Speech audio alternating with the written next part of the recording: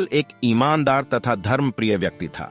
वह प्रतिदिन ईश्वर की आराधना बिना नागा किया करता था। इससे उसे नैतिक व मानसिक बल प्राप्त होता था।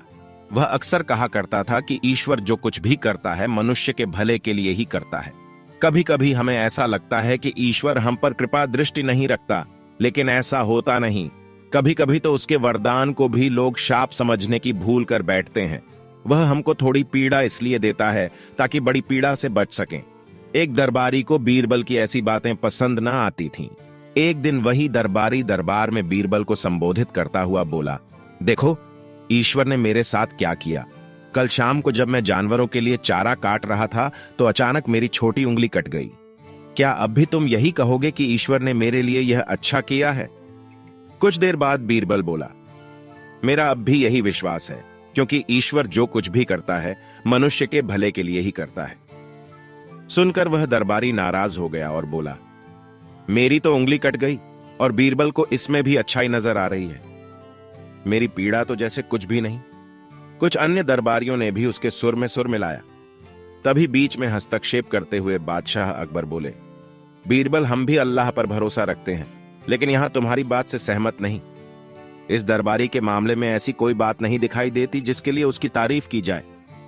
बीरबल मुस्कुराता हुआ बोला, ठीक है जहां पनाह, समय ही बताएगा। अब 3 महीने बीत चुके थे। वह दरबारी जिसकी उंगली कट गई थी घने जंगल में शिकार खेलने निकला हुआ था। एक हिरण का पीछा करते वह भटक कर आदिवासियों के हाथों में जा पड़ा। वे आदिवासी अपने देवता को प्रसन्न करने के लिए मानव बलि में विश्वास रखते थे। अतः वे उस दरबारी को पकड़कर मंदिर में ले गए बलि चढ़ाने के लिए। लेकिन जब पुजारी ने उसके शरीर का निरीक्षण किया तो हाथ की एक उंगली कम पाई।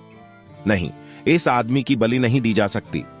मंदिर का पुजारी बोला, यदि 9 उंगलियों वाले इस आदमी को बलि चढ़ा दिया गया तो हमारे देवता बजाय प्रसन्न होने के क्रोधित हो जाएंगे।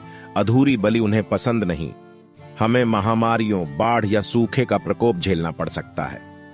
इसलिए इसे छोड़ देना ही ठीक होगा और उस दरबारी को मुक्त कर दिया गया।